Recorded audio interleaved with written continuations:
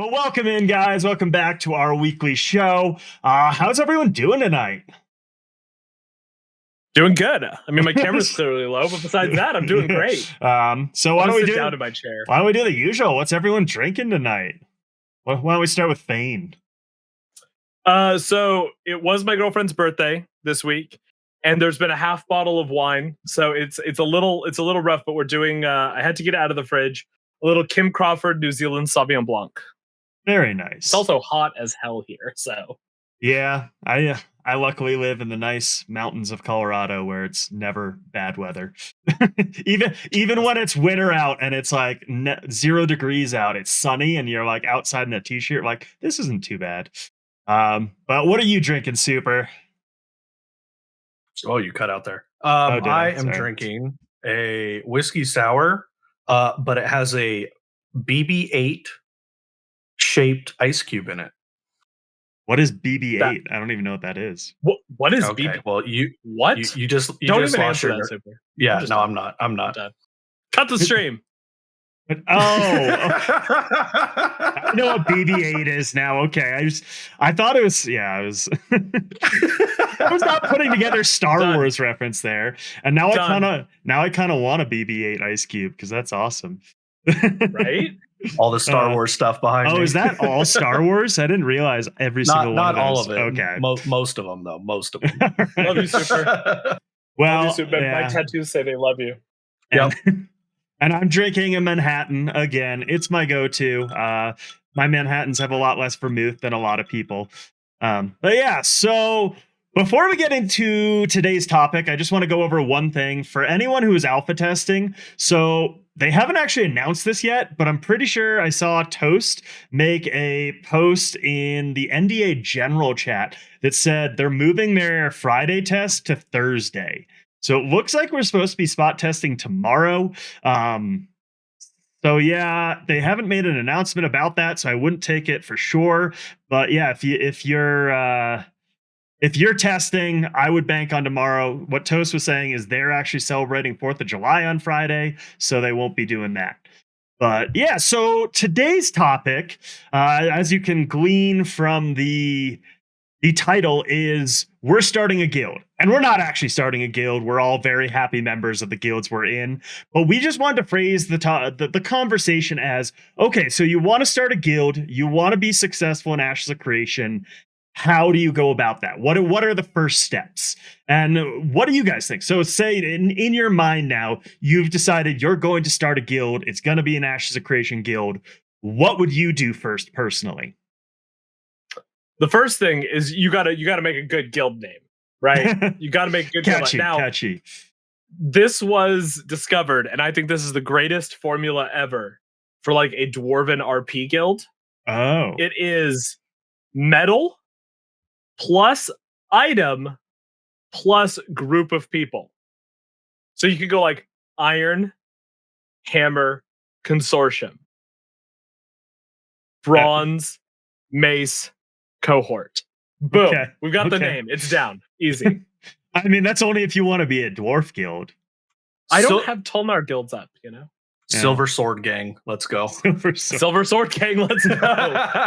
Perfect. Booked. Book it. All right. Sure. I personally think something way cleaner is more important. It's usually one word. I mean, as you got, axiom, virtue, legacy.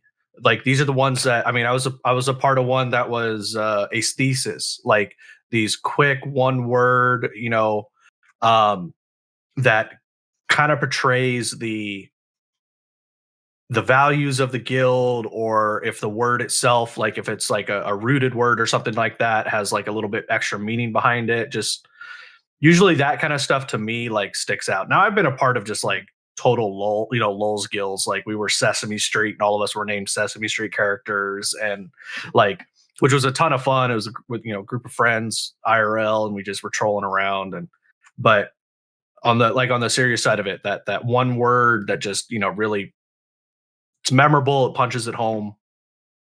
Yeah. And it needs to catch your eye, right? Because I mean, if you're recruiting outside of like active recruiting, right? If you're sending someone, like if you just have a guild post on the forums or in a Discord or a recruitment post, I should say, your name is going to draw people's attention. It's important, right? You need a good name, and that's the issue with that though is like when you're doing these one word catchy names, it's the same thing as like trying to be a content creator. So for like all of us there, we're trying to get a name that is short, catchy, and recognizable. But the issue with that is almost all of those are taken. Are you telling me that Darth Vader XX6400 isn't a good name? Is that what you're trying to say today? XX360 no scope Mountain Dew nude tube XX. For 2069? Yeah. For 2069, blaze it. Yeah. If you want a bad content creator name, go back to your AOL Instant Messenger from middle school. Oh God. That's so name, bad. Look at that name and then pick the opposite of that name and you'll be in great shape. Oh yeah, oh my God, AOL. Who remembers running home, starting up the dial-up, and like logging right into AOL? Mom, don't use the phone. Don't use the phone. Oh, yeah, I mean, it didn't take long for my parents to be like, "Yeah, we're getting a second line." Yeah. They figured it out pretty quickly. But okay, so now we have we have our name. We're two guides in a bard guild. Everybody that is in chat follows us closely and bows down to our fealty. What do you think the next step is, guys? I think it's like reach out to a bunch of really big streamers and see if they want to join. Yeah, 100%, so once you get like Trainwrecks and Asmon on, Ludwig's part of the guild, we'll make Ludwig an officer. If Ludwig's coming, Cutie's coming. Okay, great. Yeah, no, that's the stuff. But okay, so I think the next thing, like the big differentiation, and this is really interesting because I've never been a part of a guild that focused specifically on one, but I guess they do exist out there. You see PvE, PvX, and PvP. Have you guys ever been part of just a strictly PvP guild or a PvE guild? In WoW, yeah, right. In WoW. So where PvP was happening, it was just raiding. I mean, you do it for fun on the side, right? Or every once in a while you'd get a little team together and pop into some arenas, but like the focus was the raiding. But that's also because WoW itself is very polarized, right? You can completely experience the game without doing one or the other of those contents. Fair. Very fair. I think a really big question, and maybe it's not the next one, but I do see it as one of the big questions in starting a guild, after you get the guild name, of course, is what is the size that we are going for? Because I feel like in a game like Ashes, size does in a way dictate how much content you can do at one time without shifting focus as time goes on. So like if you're like 100-man guild, chances are you're going to be, a little bit more limited on what you can do, what your impact in the world is going to be. Yeah. Sorry, I didn't mean to blow off that cap for the Axiom people, but yeah. So it's interesting. Like a lot of games, like you don't have to worry about guild size that much. For the most part, the game decides it for you. Like World of Warcraft, if you're a mythic raiding guild, you need 25 like roster people and probably like 5 extras for fill-ins and stuff like that. And assuming they're all active, you can get away with a 30-person guild and you're set. And a lot of these theme park MMOs are like that. The question comes down to, as you said, now we're in a sandbox game or a sand park game, as they like to call Ashes. Yeah, how do you figure out what size you want? As you said, I've never run into a sandbox game where numbers did not trump pretty much everything else. Well, and that's kind of what they're going for here, right? With this and getting into Ashes with this guild perk system. They're trying to say, we are going to create guild perks that will help the 50-person guild compete on some level with the 100-person guild. The 100-person guild compete on some level with the 300-person guild. How well do you guys think that they're going to actually achieve this? I think it kind of doesn't matter because people are if you're guild. I mean, Axiom, for example. Let's say you go 1,000 guild members, but guild cap's 300. Okay, you guys are going to have 4 guilds. Like I don't know. I mean, whether that's the direction you guys actually go. I mean, there's some people who don't want to deal with sister guild stuff, and so they'll use the internal guild cap as their guild cap. Um, but in a community that is focused on doing everything, they're less worried about the number size. They're just going to adjust their guild and the guilds within the guilds to fit within the game that they're wanting to play. I mean, I mentioned it earlier, like Legacy, they're probably going to have a massive number base unless it is extremely beneficial to have just like 200 solid people or something like that. But um, I mean, I see what they're trying to do, but I feel like the people who want to be big are going to be big anyways, and they'll work around it. Yeah, and that's so more than the benefit of what the guild offers itself as in terms of size or the benefits are either size or the perks, right? That itself is not what is going to you know hinder large guilds. What is going to hinder large guilds is the organizational side, the just Yeah. nightmare of trying to figure out how to get a bunch of 50-person guilds. And we may see large guilds who just don't want to deal with that organization side, just go with the 300-person guilds and get none of those guild perks. And this is all somewhat hypothetical, right? Because we don't know what the guild perks are. We don't know how far down each tree you need to go to get some of the good perks. We don't know how many points are left over when you go all the way down one tree. So we still don't know a lot of that yet, but the true guilds out there that can really coordinate will split themselves into a bunch of 30, 40, 50-person guilds with all of these perks. But then you run into this issue of splintering where you have your tight-knit little guild with you and you start getting different motivations and different priorities than the main group, and suddenly you might end up with a bunch of splintering and people getting mad and Yeah. drama within. So that's what I see being curbing big guilds more than the actual perks themselves. Well, and how much do you really want to manage? And we've talked about this ad nauseum. I'm sure a lot of guilds have talked about this ad nauseum, but I'll speak. Give you guys a little behind the curtain with Axiom. We've talked about this. If we end up with 1,000 people, let's just assume. I'm not saying that that's our goal. I'm not saying that we're going to be just at 1,000. We might be 2,000. We might be 300. We're not really sure yet. But if you have 1,000, does it make sense to say, like Super said, okay, well, you chop yourself up into 4 guilds and you've got room in each of the guilds and all of that. But those guilds, I feel, tend to end up pretty cliquish. Is the meta then to say, okay, you know what? We're going to have 10 100-person guilds. We're going to have 20 50-person guilds. Is there a meta forming? Because I think that's always going to be the pull, right? Is the buffs that you're getting versus the guild management. And these two things are gonna kind of pull each other apart. If you can manage 20, 50-person guilds, you'll be in great shape in Ashes. You'll have all the buffs, but you'll still have the numbers. But can that be done? That's going to be the really tricky question. And then the other thing too is like, how much is guild based, right? Is owning a castle guild based?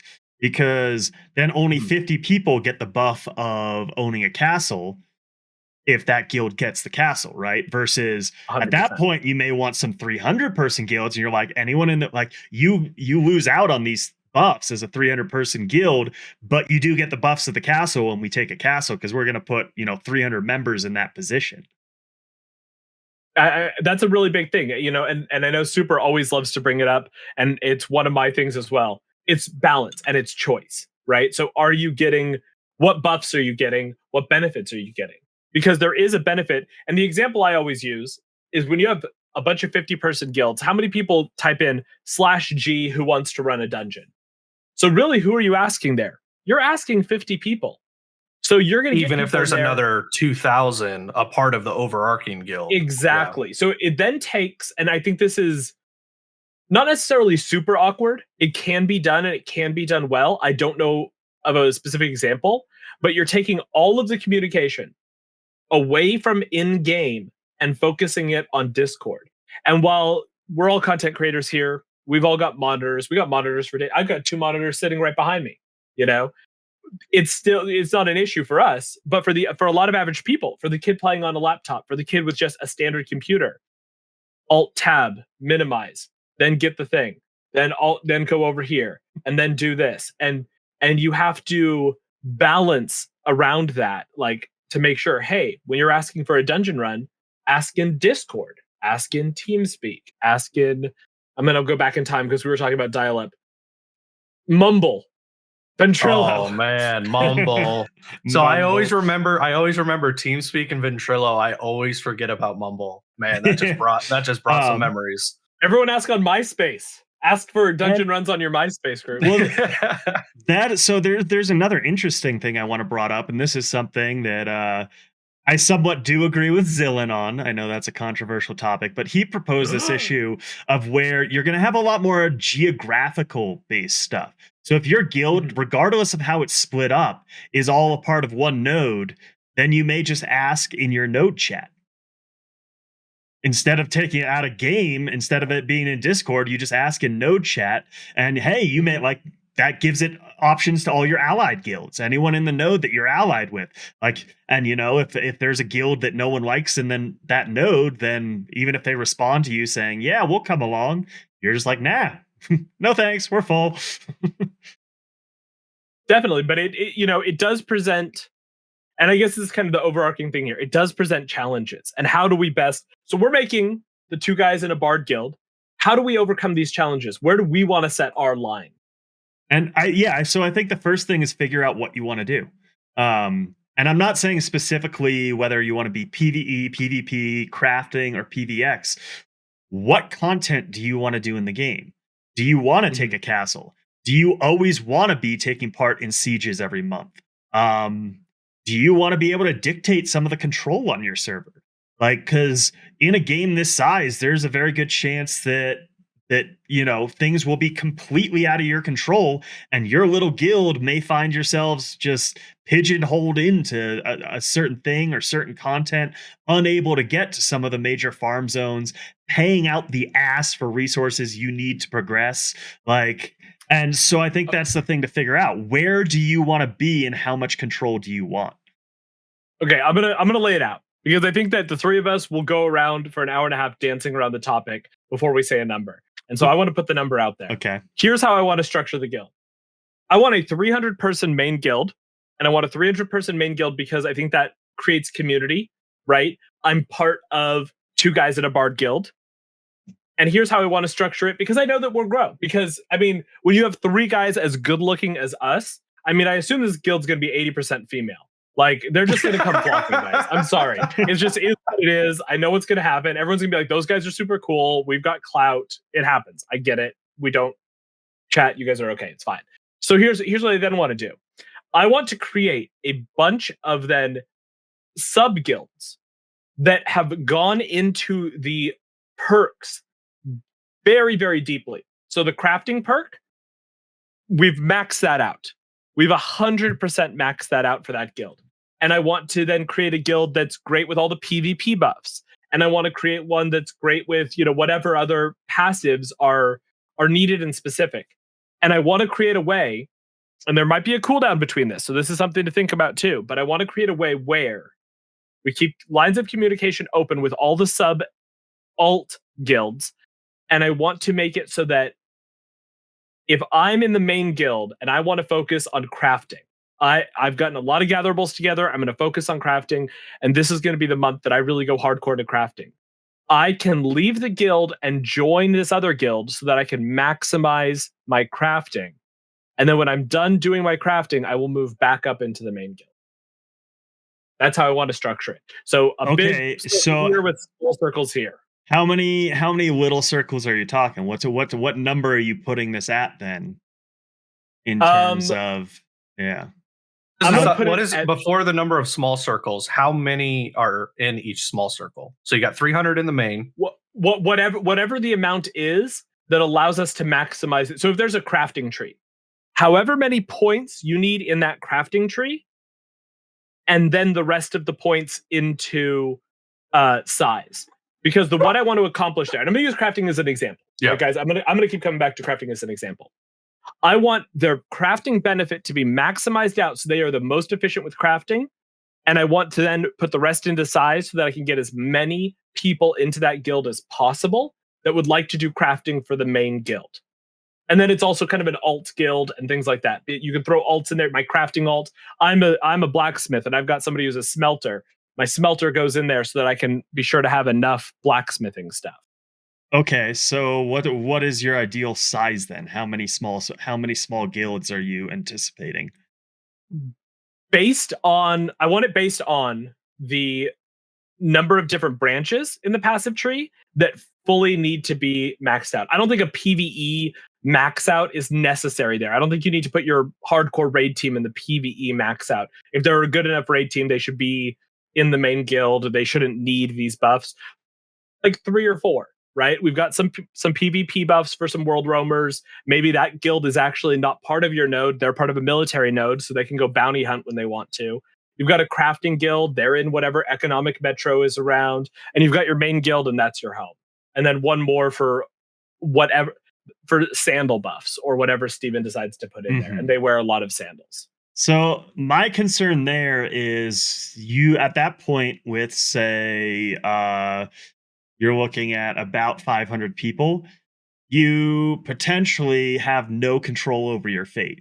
I mean, to a degree, right? If you've got some huge guilds and if there's a bunch of 1,000-person guilds on your server and one guild of like 5,000, you may end up like very last in the pecking order, and you're going to have to spend a lot of time doing diplomacy. Some of these guilds might not even be willing to do any diplomacy. That 5,000-person guild may just be like, yeah, it's us versus the world.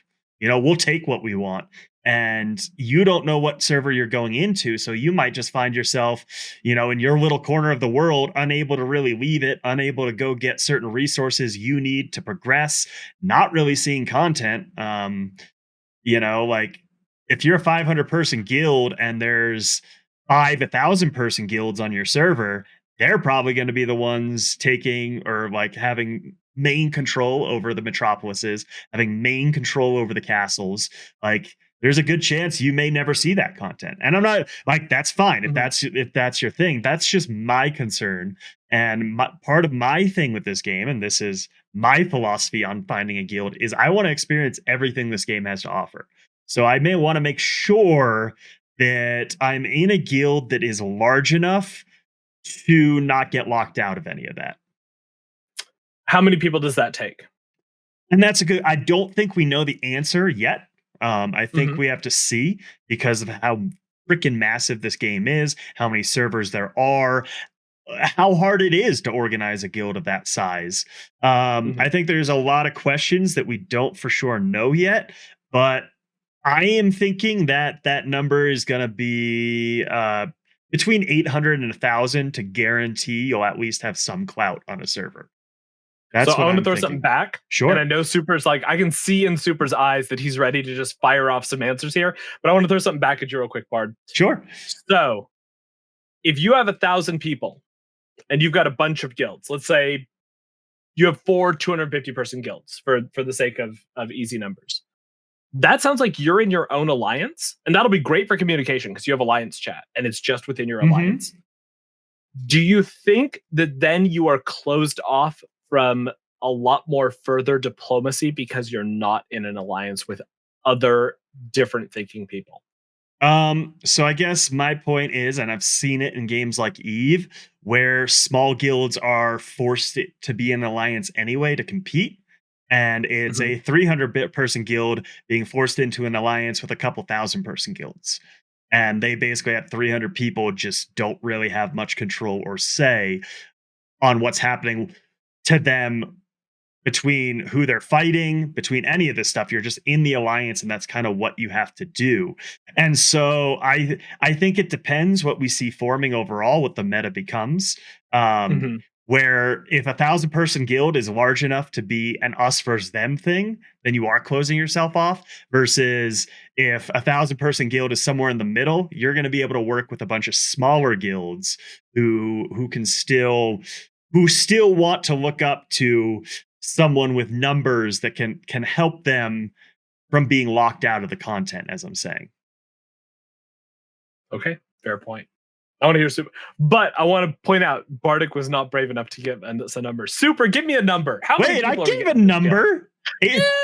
Ish. All right, 900. Right in the middle. Jesus Christ. All right, 900. There we go. Super, give us a number. 300 with diplomacy. Straight 300. 300, and then you use diplomacy to help fill the gaps in other places, other content, because it's either 300 in my head or it's 1,000. So okay, the reason for that being is you're either right at the max of what, of course this is based off of what the current max is, right? So if 300 stays the max, you got your guild perks, you can do what you want with, regardless of focus, that's a different discussion, just talking about the number side of it. But because I think that will allow you, in Bard's words, will allow you to give yourself your guild name, or yourself as a character within the guild, allow you to give yourself enough clout based off of even the smaller community that you have. You're not just some random, extra number 5 running around in the background. Oh, that's Super from Virtue. I know Virtue, or whatever.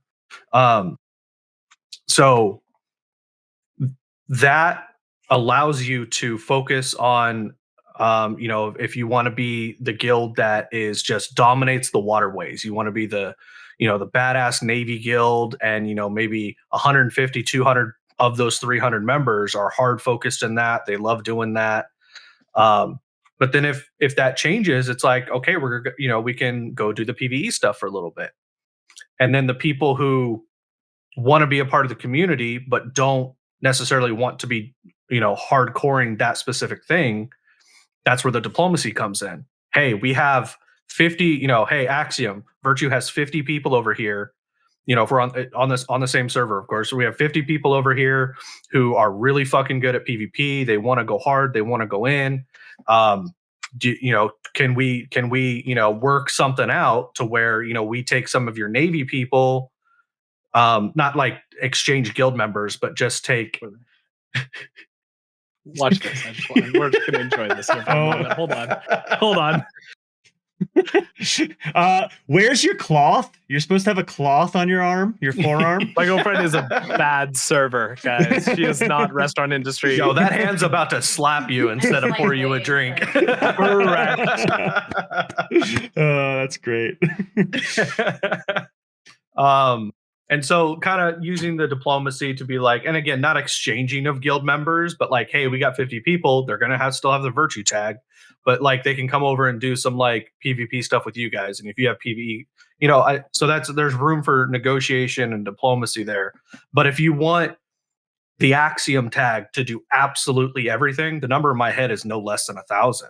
I mean, because not only, and that's coming from the mindset of not only do you want to do everything, but you want to be one of the best at everything as well. And so that might be a different qualifying factor there, because a 300 person guild could do everything. They're just not going to be very good at it. Yeah. And so that's why the smaller your guild is, the more direct you might need to be. Okay. I want to disagree. There's exceptions. I think you can be good at everything, but I think you have to be focused. Mm-hmm. March is PvP month, where we're going out and we're going to do PvP and really get that bloodlust going. April is crafting month. So everybody's job is to really, really, really help the crafters, the hardcore crafters, get their crafting up. So I think that when you do that, and I'm a big believer, and I take this, and not everyone agrees with me on this. So this is a hard take, and in no way do I represent Axiom in here or there as a legal whatever fine print. Got it. Disclaimer.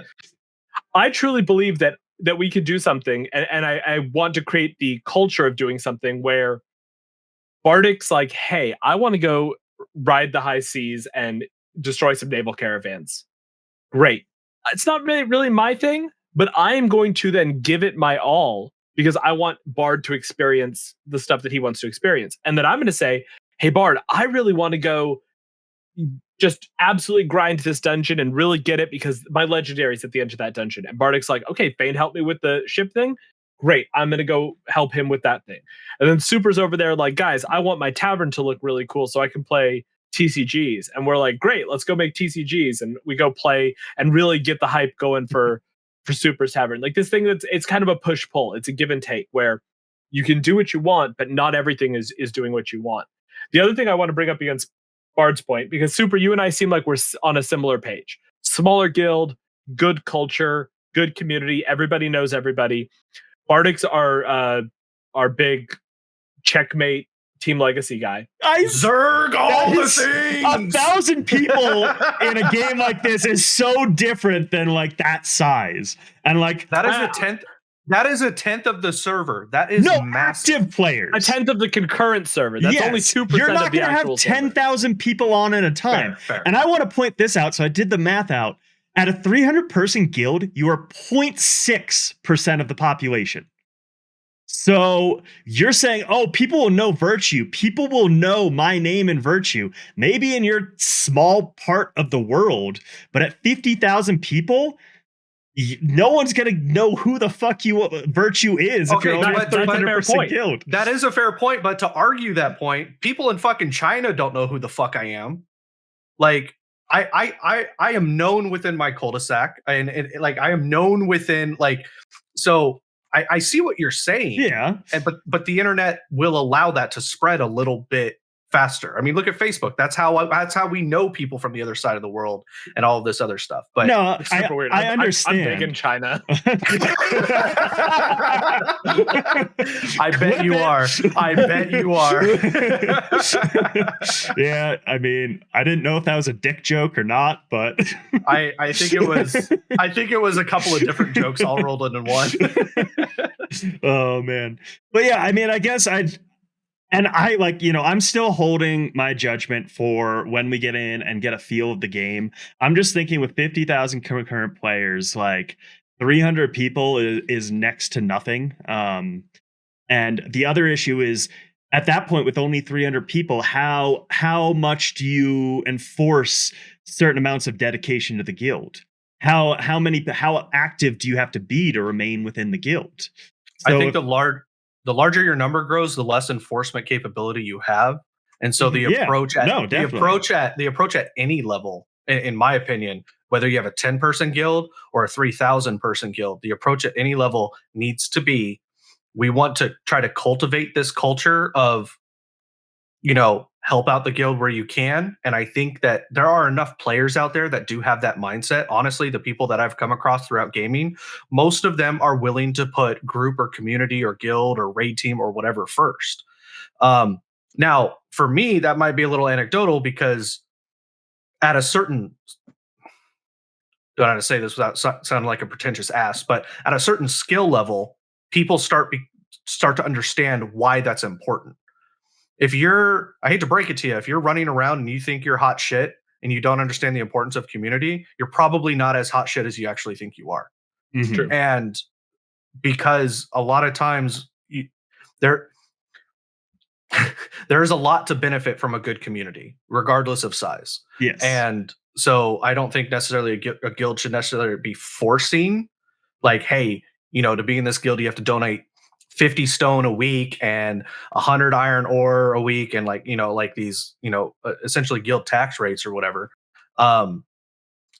So the size, I'm going to bring it back a little bit because I think we're kind of going down the rabbit hole of player, individual preference, and there's a lot to unload with the guild stuff here. So, I think 300. If you're willing to do diplomacy, if you want to do it all yourself and it's screw everybody else, you would need at least 1,000. That's my answer, Fane. I think I 100% agree with that. I think those are our magic numbers, right, guys? Let's say 900. I want to go back to Bard's 900. Yeah, 1,000 I know sounds prettier, but it is a weird math thing in my mind. But I agree with that 100%. I think that you're at 300 or you're at 1,000. I think that the in between is where it gets messy. Now, something else that I'm going to kind of bring up and to why I lean towards the 300, I think the management gets really tough at 300. And to use Bard's example of Eve, the 1,000 people, it is harder to truly know 1,000 people, and you will have a higher likelihood of people coming in for long-term espionage and things like that. I mean, that's going to happen regardless, but there's more to gain by espionaging, 1,000-person guild. But Mhm. I'm also still thinking 1,000-person guild is going to be like a medium size in Ashes.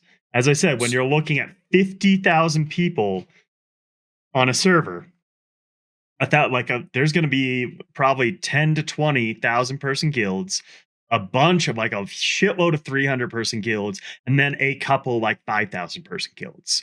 That's honestly what I Mhm. see the meta being. And this is all speculation, right? This is just like when I'm looking at the numbers of that. And I guess my biggest issue is, how do you handle a guild size of 300 when you have, say, a spouse or a friend who wants to come play with you that can only play 10 hours a week? And Well, they're that's taking that's up the the. benefit. Oh, sorry. So that's a benefit of Ashes. Those they can be a part of the node and still not a part of the guild. They can still come and play and benefit from a lot of the different things. Like that's one of the things about Ashes is like a 300-person guild. They might be able to establish the mayor within a node, but they're not going to have total control over the node and the surrounding No, that's areas. true. It's going to be, it's going to be the node as a whole. So we almost So, have like guilds are almost a subset within Ashes because yeah. nodes Mhm. take priority. Like it, and Yeah, it's and it's a some, yeah, weird it's a weird balance. Yes, yeah, I mean, a 5,000-person guild will control a node. Like, just absolutely, yeah, absolutely. And, it's and every and Yeah. every member there, unless you're just visiting, is going to be one, a part of the guild. mhm. Yeah, 100%. And yeah, as I said, I guess it's just interesting because then at that point, do you have like a friends and family guild? Because then at that point, you basically just have another guild. You're already stepping into that territory outside of your 300-person guild. So that's less concerning to me because one of the main reasons why I don't like sister guilds, just as kind of a general rule, is typically the people, let's say they're all in one guild. Let's say the guild limit's 400, you got 300 active guild members, and then you got your 100 friends and family. um in my experience, people who have obtained the friends and family rank are a lot more casual. They just need a place to kind of hang out. Like they're not active within the community, they're just there because you're there. And then if that person becomes a full-fledged member, well, then that negates the conversation because now they're a member of the guild on their own accord. But I also believe that everybody should, I don't think Superwife should get special treatment just because I'm in a guild. Like she should have to earn her way as well. And the Mhm. same goes the other way. If she's in a guild, I have to earn my way through there. Will I personally give her special treatment? Absolutely, but I don't expect that from the guild. Did you just call Superwife a filthy casual? Yikes. In other games, yes. In Ashes, no. That's why no one's pouring him wine She right said now. I is she all I said know. she said I concur. She said I concur. All right, saved. So- Saved. No so- couch for me. I want to throw something out here, fellow two guys in a bard guild leaders. How do you guys feel about some sort of relegation system where the least active in a guild, the least active 10%, are kicked down to kind of the B guild, and the most active 10% in the B guild move up to the A guild on a bi-monthly basis? How do you guys feel about that? I mean, I am all for it just because that's the philosophy of this game. This game is not a medal for everyone. You get in what you put, you get out of it what you put into it. And I think guilds very much need to be the same way. The person who is no lifing and contributing a lot to the guild needs to get more out of it than the person who isn't. And it's going to feel bad when you get relegated down. But if you don't understand that about this game, you're probably not cut out for this game, to be honest. Mm-hmm. Yeah, I mean, so in my head, instead of them getting kicked out in the guild and drop down to the B team sister guild, what I would like to see from that player, and this might not even be what's best for the guild because sometimes you just need additional bodies, meat shields to throw at stuff. Mhm. I would rather that person go find a community where they actually fit in based on their playtime, based on what they want out of the game, rather than just be in, Axiom B Team Guild. Because I guarantee you, in that situation, Axiom B Team Guild, if some of them feel like they're better than they actually are, and they feel like they deserve a spot in A Team Guild, like that's where the internal fighting starts and stuff like that. Yeah. You know, if you got a friend and if you got two people and they're friends and one's in the A team, one's in the B team, now you might be losing an A team member because of B team member because of all the drama going on. Like, I mean, and this is where it goes into the, the management side of stuff. How do you make sure that everything seems fairly equal, right? Like, and not equal outcome, but equal opportunity. So it's, obviously if you have your primary raid I like how Fane broke it down because there's a justification there. You have this guild that's 150, 200 members, 300, whatever, but it's the crafting sect. Yeah. It's a crafting section of Axiom. And then the other guild is for like all the primary people. If there's, shit buffs or something like that, they're in another guild. That justifies those people being there because they're basically deciding themselves that they want to be there based off of the buffs that those guilds provide. Yeah. And I completely agree with that. And that's how you build a large guild, is you make everyone reliant on each other. You don't make one team self-sufficient. So you have the crafting guild, you have the PvE guild, you have the PvP guild. You split it up where they're all working together. They all need things out of each other, and there's a lot of back and forth going on. And I actually do agree with a lot of people. I think, or most of you guys, I think a lot of large guilds will fail. I think in this game, there's too many moving parts that if you're you don't have good leadership, you don't have a good structure set up, there's not the organization, there's not the transparency. If you haven't done all the work ahead of time, so if you're Bob the Streamer's guild of just a Zerg of 40,000 people, or, that's an exaggeration, you're not going to be equipped to actually keep people together, keep people reliant on each other, keep people working together towards the same goal. But I think if you can do that, and I don't think you necessarily have to lose your culture. I think you can have a really fun, engaging culture where you get to pop between all these different social cliques and get to know lots of different people in a large guild. Now, when you're approaching a 5,000 person guild, a true Zerg guild, at that point, I am like, yeah, there's no way you're able to handle this all. But I do think with the right leadership structure, the right system set up ahead of time, 1,000 person guild can be this tight knit group where everyone has a place. And, there's a lot of people that just want to win by proxy, right? They want to feel like they're a part of this bigger guild aspect, and they're happy to just plod along and do their thing. Like we had what we called our guild mom in one of my mythic raiding guilds. It was a pretty competitive mythic raiding guild, and she was the guild mom. She literally just went and harvested everything and deposited mats in the guild bank. It's like, there you go, guys, take whatever you need for mythic raid tonight. And she just loved being a part of like this mythic raiding guild that was getting cutting edge and all this other stuff every single expansion or patch. So And I think that's really important, right? Is having a structure that allows for players to run the gamut, right? So you have your hardcore PvPers, hardcore PvEers, the ones that are going to get really sweaty and really get in there and want to clear content, want to experience it all. And the people that are more than happy to boost those people up. I think the key here in the Two Guys in a Bard guild is to find a way to also make that a rewarding experience for guild mom, right? Yep. So kind of let's we've hashed out guild size. Let's move on. How do we make it a rewarding experience for guild mom in terms of like a share of loot or a share of recognition or things like that? Real quick. Are we okay with splitting the difference and saying 500? No. 600? I agree with what you said. 300 or 1,000. It depends on what you want to do. It's one of those things. I don't have an issue with 1,000. What are we moving forward with? Because I'm always right 1,000. Okay, that's fair. All right. Do See, rock, I- paper, scissors okay, for us? I kind of don't want to budge just because we have the majority in what we want. So I kind of want to force him on our side. No, Okay, so here it here's what I want to say. Let me say it real quick. I think All we right. should move forward with 1,000, not because I'm right or anything, just because I think it's a more intriguing and difficult Okay. conversation to figure out how to move forward with this. What do you guys That's think? much better than what I was going to say. I was going to say let's have chat vote on it, and Okay. we know that chat are animals, so there was no shot that was going to work out well. Yeah. but Okay. yeah. Just because I know future questions are gonna need to be framed around like, okay, well, what is like guild leadership Now, structure? now look that like? we are here, what do we Yeah. go to here? Yeah. 100%. All right, so Yeah. so we're at 1,000. Okay. Okay.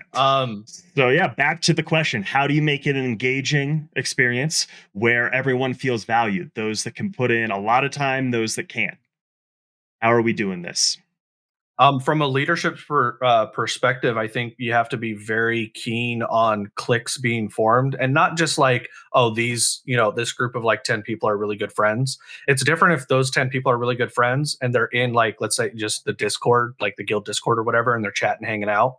But if those 10 really good friends are off in their other Discord, their own Discord, Mhm. and they only show up for raid or they only show up for siege or something like that, that kind of stuff, and it correlates because that kind of stuff alienates guild mom from the greater community as a whole. Okay. So I do want So to community. Sorry, just to yeah, go ahead. directly Finish. answer community.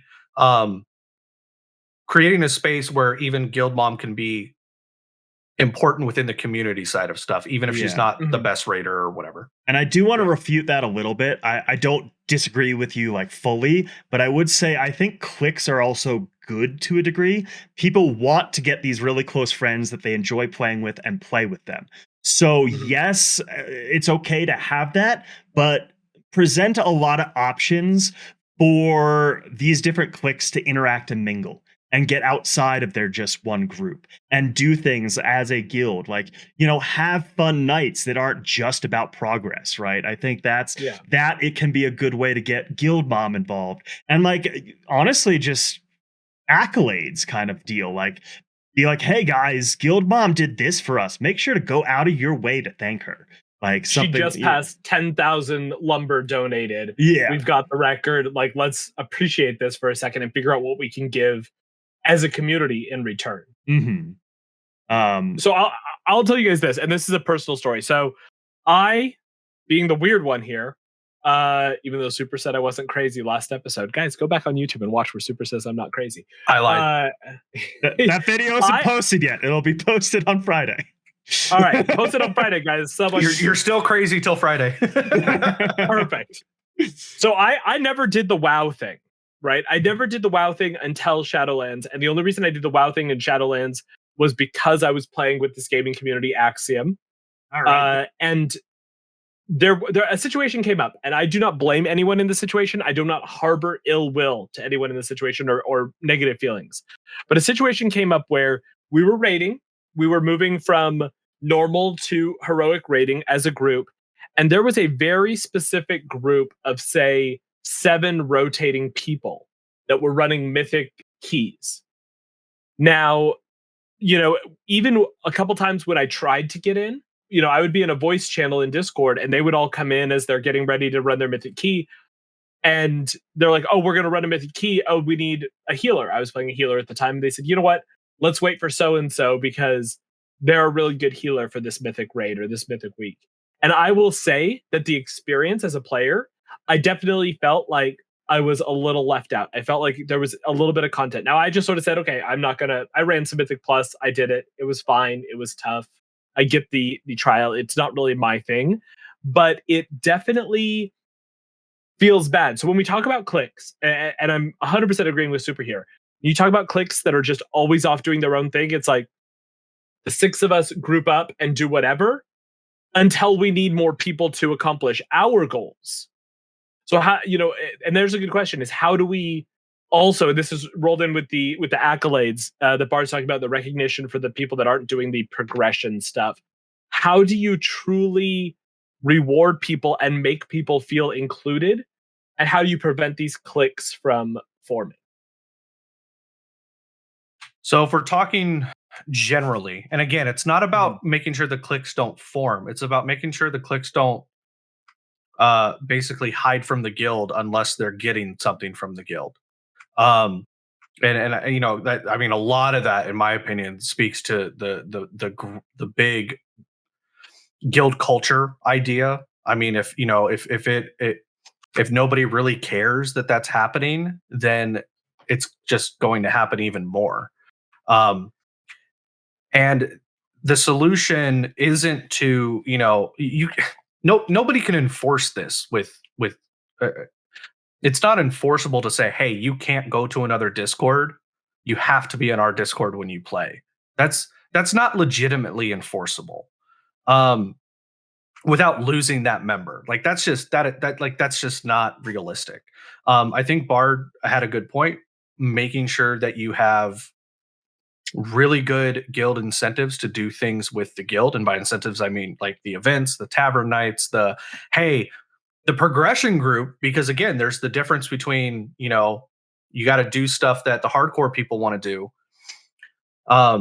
I think as a casual player, as guild mom or something like that, if you think you're going to do the cutting edge content, you're just wrong. Like you can't do the cutting edge content when all you do is donate stuff to the guild. Like that's just not. And so people have to temper their expectations of what they're actually able to do. And I've never seen the scale that, you know, differ that much. But you have the person who's like, oh, hey, I did a +5 dungeon this week. I'm ready for a +17. It's like, sorry, bud, you're not.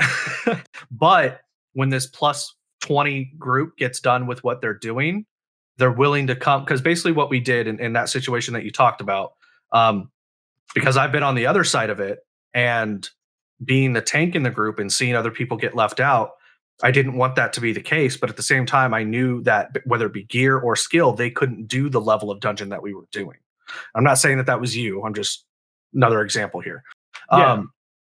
And so what we did is I talked to the GM and I said, hey, our group, our 5 people are going to get on Friday night with the sole intention of getting everybody their 12 done for the week, because 12 was max reward for your weekly chest, you know, all the other different stuff that came with it.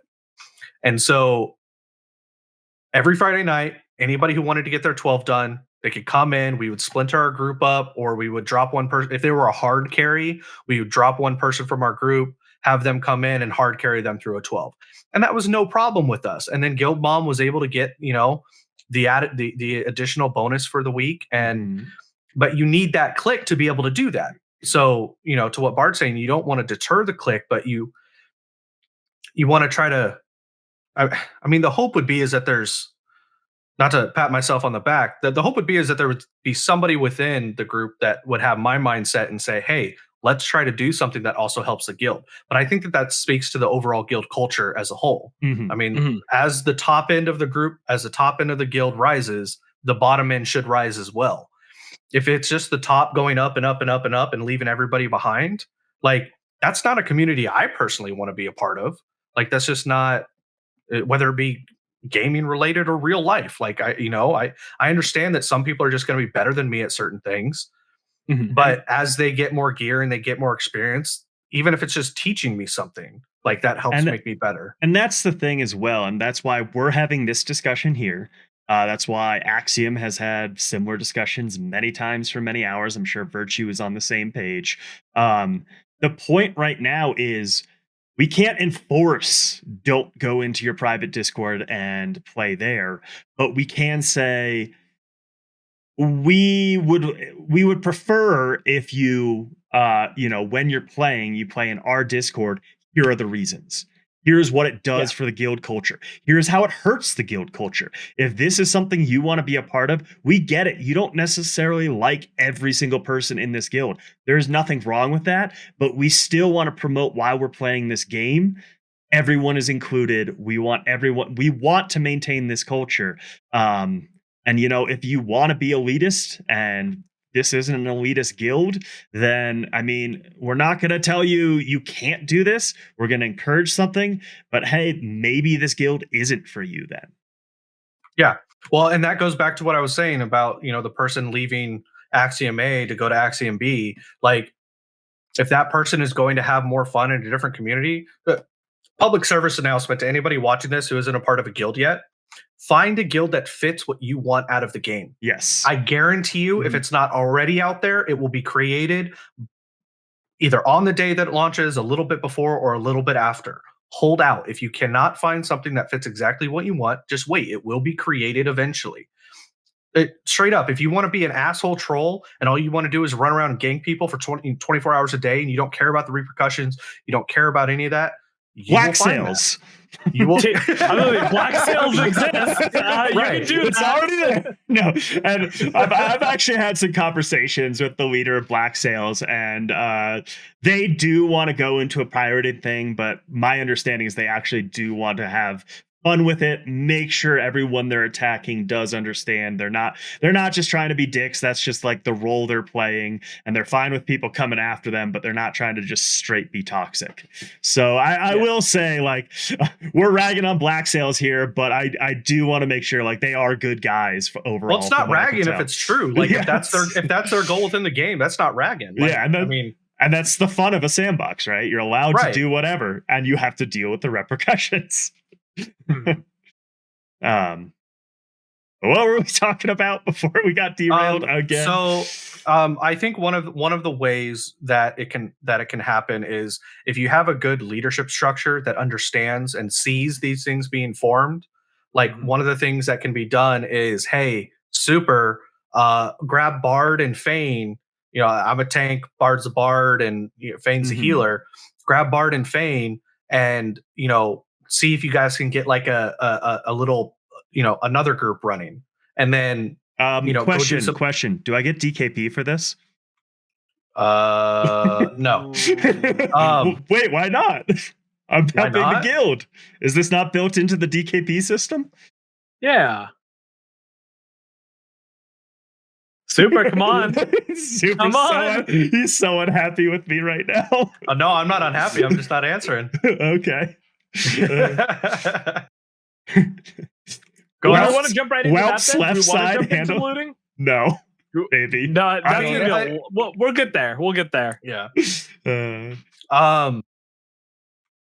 But No, no, I mean, sorry to derail you there. I was just making a joke. But identifying, I mean, a good leadership structure should be able to identify the current culture of the guild, where the culture is going, what, if this happens, but not from like a, oh my God, I got to prevent this from happening standpoint, but just like, okay, what are steps we can take to try to ensure we stay as far away from that as possible? And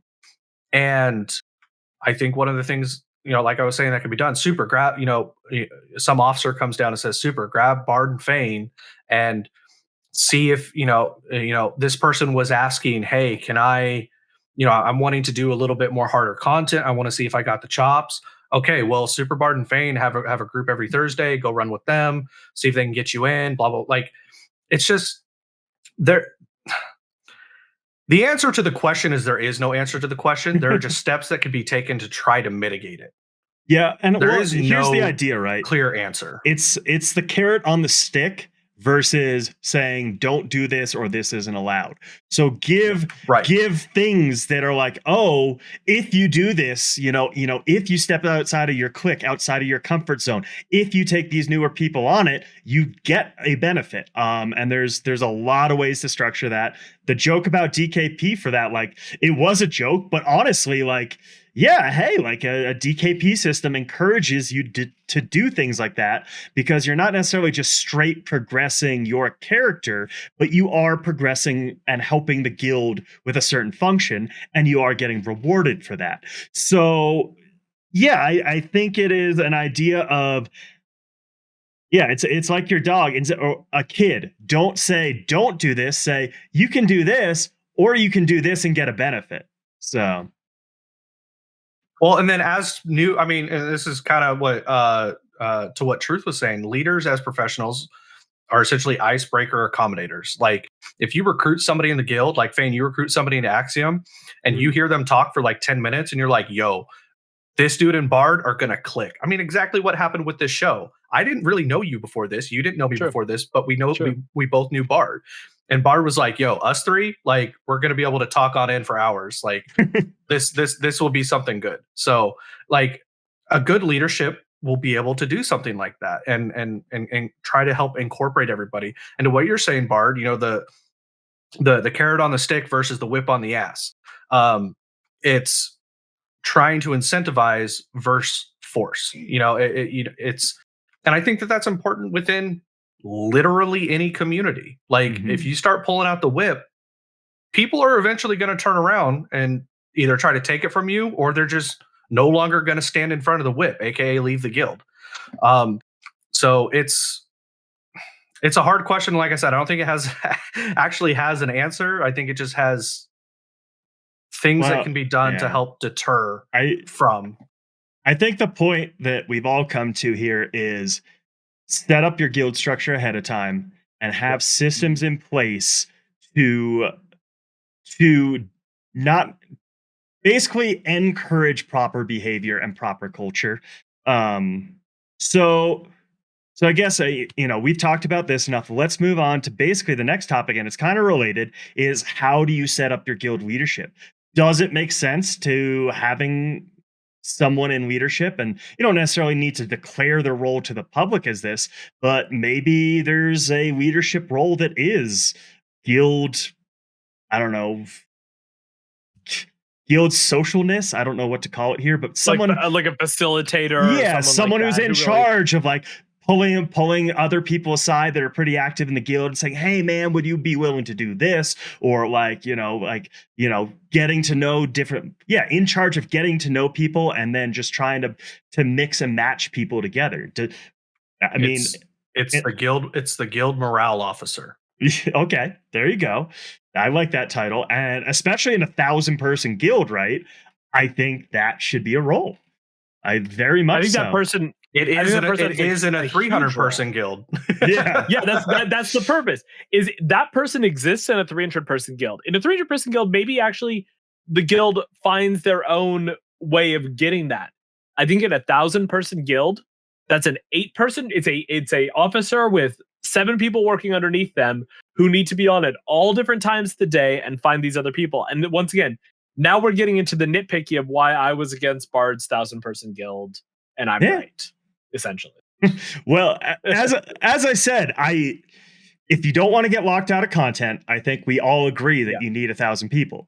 Okay, don't go back to it. Don't go back to it. We were doing good. We were doing good. I was tying it in, but you got fine. We'll just whatever. I hate you all. I'm right. You're wrong. Anyways, Monster Coin. So welcome to Two Guys in a Bard, the show that gets off the rails every single Wednesday at 6 p.m. PST, guys. I hope to see you here every single week. But it is a point, right? There does need to be some sort of facilitation. I think that a system that encourages people to get together and to group with other people and really, when we talk about getting together and grouping with other people, I think the real thing here is a system that encourages people to get out of their comfort zone and their desires in their MMO playing and assist someone else's. I'm not a huge PvPer, guys. I'm going to tell you that right now. I'm not a huge PvPer. I like PvP. Don't get real sweaty with it. What is the system within the guild?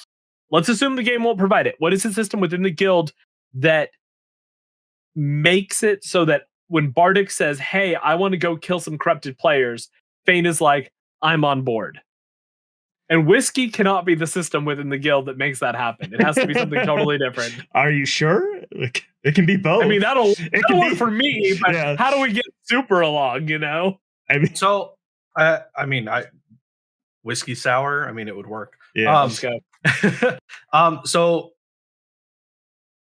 I don't think there necessarily needs to be a system to incentivize in a way, at least in the way that I feel as though you're describing it, the way that I'm interpreting it. It's more that a guild, regardless of size, should be able to offer different types of playstyles for different types of people. And so if somebody wants to log in and gather all day, then there should be an avenue within the guild for them to do that. If you got somebody who's sweaty hardcore, playing 70 plus hours a week and just going hard in the paint, but all they do is gather. Yeah. Like there should be some kind of like thank you from the guild. And I mean, for me, that's a little bit of a DKP thing. But Yeah. like that's not the primary purpose of it. Again, it goes back to the culture, who you're letting in the guild. And so I think that's where like maybe I really just can't wrap my head around 1,000, because I don't want to be in 1,000-person guild. Like, Yeah. and so it's hard for me to necessarily look at it that way, because I see too many potential breakpoints where things can just go horribly wrong. So it's not about necessarily incentivizing people to do other things. I think you can have like, hey, we're going to have a guild event on this upcoming Friday, and we're going to run to this node where we know our warring enemies are, and we're going to go and we're going to just attack them for 2 hours straight and just try to get as many like resources as we can. Just have like a little war event. And so for Fane, if you're not into PvP but your guild is doing that, you're probably going to go along. I'm like in 100%. Right. I'm in for that. I'm in for that 100%. Even I'm though gonna you're suck, I'm not gonna carry. Yeah. But I'm in. Yeah. Yeah, and so you Well, can go yeah. there, you can experience that, you can have fun with it. Everybody's, bullshitting in Discord, having a good time. Like, it's not something that's super sweaty, right? Like, and Yeah. and that's the thing is, if your primary focus is not PvP, then you should not expect to be doing the sweaty PvP stuff. You should be able to do the fun PvP stuff that the guild does. But Yeah. I'm not letting you into the hardcore sweaty PvP thing Well, if I know you're not also going to be hardcore sweaty. Like, I just want to point out also in Ashes, it's PvP in Ashes is going to be very different from PvP in most other MMOs. I think this massive, like, have you had fun during Sieges, Fame, where it's this big group thing, people going back and forth? I think I have a little bit. Right? It's not like super sweaty, but you're getting calls out. You're part of this bigger thing and having fun. And especially like there's nothing wrong with bringing along a player who isn't sweaty to a PvP in Ashes, because the more numbers, the better, right? If they want to spend their time helping you do PvP, you might as well bring them along. It doesn't hurt you to have more members. What hurts you is not using your members efficiently, right? So, if you're trying to min max here, you don't want to bring too many people to PvP if they're not needed, because then they're not contributing to the guild in some other way. So I guess I will say that in your example, if you're like Fane, we know you suck at PvP, but come because we need a lot of bodies for this event. I will say that feeling like a meat shield, feeling like someone who's just there to do a little bit and get thrown against the wall over and over again for 2 hours would encourage me to find a favorite TV show on Thursday night that I gotta watch that show. I can't make it to PvP night. I'll see you guys on PvE night. It's you're drastically being like there's a difference between having bodies and just like dying over and over. It's not like you're like, I don't know. It's not saying you're just a meat shield here. But it is saying, hey, if you want to come along, we can always use more members, right? And they're going to incorporate it. Like, you're not just going to be like, yeah, you just charge this and die over and over again for us. You're actually going to be incorporated within the strategy, be given, objectives and things to do, a team to run along with, like, at least if you're doing a proper guild structure, right? Mm-hmm. Yeah, that's a fair point, right? Is making sure, and this gets back to Guild Mom, right?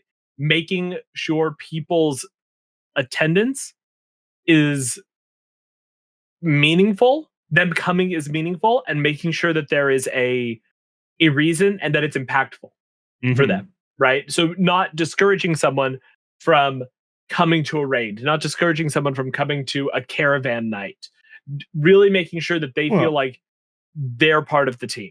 And that goes both directions, right? You were saying, Guild Mom doesn't want to be forced into go. I was saying anyone that wants to come along can come along, and Guild Mom doesn't want to be forced into doing PvP. And that goes back to, you want to make sure you have enough people who are interested in getting done what you want to get done, that you don't have to make it a requirement for people who don't want to do it. because then you Okay. start being forced to do things that you don't want to do, and suddenly then you start distancing yourself, finding other things to do, and you don't feel like you're a part of the culture, I guess. And so now, and this goes to your point, Bard, having 1,000 people means that you can fill the roster of people who want to do that content Hmm. versus forcing someone else to come along with that content. All right, okay. I'm starting So- to so I'm at about 500 right now. I'm right in the middle now. we'll just All of a we'll sudden. just keep inching you up by 100. Perfect. So one of the things, so this speaks, I feel like I am weirdly qualified to relay this information from my experience within the military. Um, Within the enlisted, especially the lower rank structure within the military, it is very Mhm. hard to see the impact that you have on the greater vision of your base, your mission, the Air Force as a whole. And Okay. one of the things that felt better, I'm not going to say it was the solution, but one of the things that felt better is because day in and day out, we're working on planes, we're sending them up, they're coming back, we're sending them up, they're coming back. It's just, over and over and over again. But when they come back and they go, hey, we want to thank you guys for all the hard work that you put in today because it allowed us to go and fly this mission, this mission, this mission. Here's some details. This is what we can tell you. There's a lot we can't tell you, but this was your direct impact on the overall Mhm. mission of the base. And hearing that was a little bit of a, okay, we're actually doing something meaningful. And so this goes back to what Bard was saying about like the recognition side of it. Hey, Guild Mom, those 40 resources, those 400, those 4,000 resources that you donated allowed us to equip everybody with the best in slot sword that needed it. And that allowed us to get this next raid boss down. Like, show them their impact, even if it's just telling them. And then it's like, okay, I am impactful here. I am doing something. My presence is noticed. Like it's that's in my opinion how the most casual of the casuals can help the most Mhm. sweaty of the sweaty. Yeah. And that and obviously that gets harder the more and more members that you have, but it is still doable. If Axiom ends up being 1,000-person guild, I know Truth is in here, Fane's right here, Bard, you're in it as well. Like, don't forget about your casuals. Like, and Yeah. I would say that Yeah. to Virtue as Oh, well. 100%. Don't forget about your casuals. And I mean, I know Virtue won't because of the way that they're building things, but it's it's very important to. You might not be able. The reality is you will never be able to repay Guild Mom in a way that you have felt that she has paid you or your guild or your PvE team or whatever. There will be no direct correlation to that. A lot of people, even myself at times would think like, oh, we'll just bring them into the raid every now and then. But that's just it's still not even the same Yeah. thing. And so you need to be vocal about it. You need to express Yeah. that they did a good job. Award them DKP. Award them DKP. How do you guys feel about that though? Like talking about, and not specifically getting into DKP, but in terms Yeah, of yeah. rewards. If everybody could kind of say, how would you feel about some sort of roster where people said, this is what I plan on contributing to the guild. This is the quantity on which I plan on contributing it. And this is what I would like out of the guild as a reward. And using that as a metric for recruitment. If they're like, I plan on giving the guild 100 wood and I expect to be carried in the highest content raid and be one of the first 10 in the guild to get a legendary weapon. Obviously, that's not going to sink, right? But making sure that they feel that they're contributing something and you also feel that what they're contributing and what they're asking for is a good trade-off. Is an equitable trade on some level. I mean, honestly, I think that so when I know so okay, it's been brought up a couple of times. Mhm. When what I see as a DKP system is it is a thank you from a guild, not I do this for the guild, so I am deserved this. Do you understand that? Do you understand the nuance of what I'm saying there? Like, Yeah, I totally get it. so it's And to me, that's not, yes, okay, guild mom donated 4,000, lumber or whatever. Like, yeah, she would earn a little bit of DKP from that. But the reality is everybody's earning DKP in their own way, in their own respective gameplays. And so that doesn't go enough above and beyond like that in my head. And so that's where like the recognition or, hey, because of this, it's multi-layered and there's a lot of different ways. Maybe that person has zero interest in PvE, so offering them a carry for free or something like that wouldn't be beneficial to them. So it's like, hey, talk to them, know who the fuck they are. Not only do they gather a shit ton of wood, but they really love tavern games. So let's have a tavern night where that she hosts, like if she wants to coordinate it, or we coordinate it around her in some way, or just, I mean, it's hard because it's harder to do in 1,000-person guild for sure. Absolutely. Well, and that's the community aspect. You lose that the more people you get. I mean, that's why you don't have people, people move to, even in the real world, people want to be around. I mean, it's a tribal mentality. People want to be around people that they associate with, that they recognize. And that doesn't mean that they're all equal, but they all have the same end goal is essentially it. And that's a guild. And I think there's a definite art form to community management in general, and that being associated with a guild, keeping a finger on the pulse. For example, some leader needs to get to know guild mom, get to know what her motivations are, or his guild dad, whatever, whoever they are, needs to get to know them and understand what they get back, what they enjoy about it, and figure out ways to reward them that are not necessarily a loot system or whatever it is.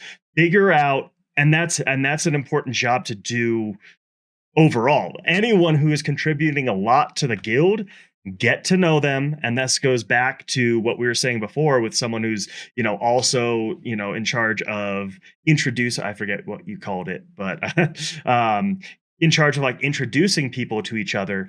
There needs to be someone in charge of making, like, getting their finger on the pulse to understand how people are feeling, how certain, cliques are feeling about what they've done for the guild. If people are starting to feel underappreciated, understanding why, and coming up with systems like that. There's an art form. It needs to be fluid. It can't be something, here's the system, here's what it is. Even if you have that system. So for example, I don't want to get into loot because we can talk for hours about that, but a DKP system, in my opinion, you need to go into it with it being fluid. So you can change the amount of points that are awarded for certain aspects based on how valuable it is to the guild at the moment, or how valuable in general, like or how valuable certain people are feeling. So if people are giving a lot back to the guild and they're not getting a lot back from the system, you're able to kind of change that system to make sure that they get a little bit more encouragement. And I've been a part of a lot of guilds, especially with DKP, where you get bonuses for certain things. It's like, oh, we didn't actually down any bosses tonight because we're on progression night, and we only got 50 DKP total. But oh man, we made a lot of progress. Everyone was positive. Everyone was doing awesome. Everyone gets a bonus 100 DKP tonight.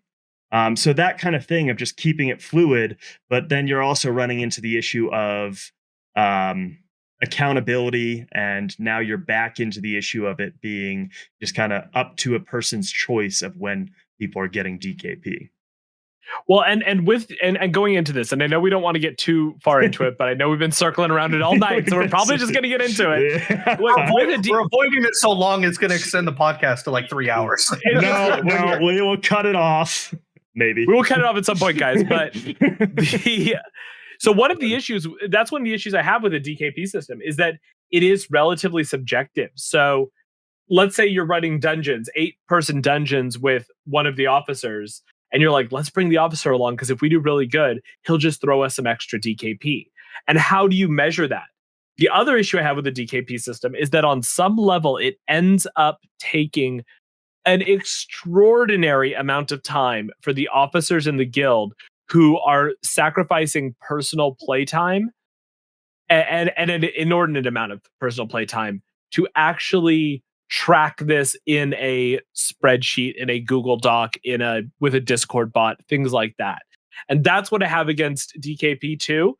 And in my DKP experiences within a guild, I'm so sick of saying DKP, it's unbelievable. People feel that what they contribute isn't necessarily valued high enough. So I'm a big crafter and I'm out here crafting stuff, and I have to craft I have to spend 5 hours crafting to get 100 DKP, where someone just goes to the raid because they're really good at PvE or their availability is when the raid is, and they're going to get 250 DKP from the raid. That seems unequitable. And the concept of equity, like we said, never forget your casuals. The concept of equity becomes a big thing there. Yeah. There is a very specific baseline that I believe when it comes to DKP. Mm-hmm. And that's equal time, equal effort should reward the same amount of DKP. So, in the situation that you brought up, Fane, I would say, first of all, I don't believe in on-the-spot awarding of DKP. It needs to be baseline, it needs to be set in stone, and it needs to be, you do this, you get this amount. There's no, hey, high five plus 5 DKP. There's no, hey, I think you did bad, minus 5 DKP. Well, never negative. Never negative. That should not be a thing. Well, there is room for a negative as part of a but again, regardless, that still needs to be something set in stone. Yes. Hey, you were just trolling all night. You caused us to wipe because you weren't focused. Like, it needs to be clearly laid out, right? Like, yeah, but, whelps left side. What's that? Whelps left side. Minus 50 Whelps DKP. left side. I was so dodging around saying that, honestly. So my thing is I think that I'm gonna this is a bold statement. I think that a lot of guilds and a lot of groups have done DKP incorrectly. And my personal approach, which I'm not going to go into too much detail on, but my personal approach is that there needs to be a baseline. It needs to be about what you're doing needs to directly benefit the guild. And if it doesn't, then there doesn't need to be DKP awarded for doing so. And any situation where DKP is awarded, it is baselined. And if somebody decides to play the game, again, everything being equal, playtime, if you have two people who are playing 70 hours a week, but one is doing a bunch of gathering and one is doing a bunch of processing or a bunch of, raids or something like that. I mean, the reality is there's only so many raids you can do. That in a game like Ashes, the raid stuff, there's only so much you can do. The PvP stuff, there's only so much you can do. As far as like the big guild event PvP stuff, you said it earlier and I said no, and you were like, what? Like, I don't think you should be awarded DKP for doing a dungeon. Like, that's not to the guild scale. The guild scale is much larger. The guild scale is the raid. The guild scale is the node defense. The guild scale is the siege defense. The open world war that's declared or something like that outside of the node and the siege system. That's the stuff where DKP comes in. DKP is not hey, you logged in today plus 5. Like, that's stupid. And that's honestly where I've seen DKP systems where all they do is reward their PvEers, and I've seen DKP systems where all they do is award everybody for everything. And both of those are they just don't work. They're basically mini loot councils with DKP as the figure. Yeah, I mean, I guess I have just seen DKP abused in terms of people saving up points. So they're sitting there going to raid every single week, and they're getting into raid, but they're pulling subpar DPS because they're waiting for one item to drop so they can bid every single point they have on it. And especially in Ashes. And, I know we've already talked about it. Almost everyone agrees there needs to be a completely separate loot system for these one in a server legendaries, because Ashes is going to have a decent number of one in a server legendaries, or like maybe a recipe that drops where you can craft 2 of the legendaries or something like that. It's going to be very limited numbers. And if that's the case, you're going to run into people not using their DKP to get stuff to continue to help the guild, they're just going to bank it forever until they get that one item. And I've seen that happen. I've seen the point inflation issue where new people don't want to join a new guild because of the DKP differences there, where they're like, well, I will never get a legendary ever if I join this guild. Like, no matter how much time and effort I put in, there's always going to be someone ahead of me, and I will never get that legendary. Where I would say 3 months into it, if this person has been just as active, like they should have at least a chance at the legendary. You Yeah, know, I mean, not even 3 months into it, a year into it. yeah, So somebody shows up for all of these things. They've been slowly getting 50 DKP, 100 DKP throughout a year, but they're never really in the raid. Someone new joins who's actually very good at actually helping progression, and they're never going to catch up to this casual PvEer just based on economics. The other thing I don't like about it, and this kind of is an iteration of Bard's point, is when you create DKP, what are you really creating? You're creating a currency. And for those of us that like to play the market, your whole thing on the market is I'm competing against everyone else that's playing this market. I'm competing against the economy, against what people are buying and what people are selling for.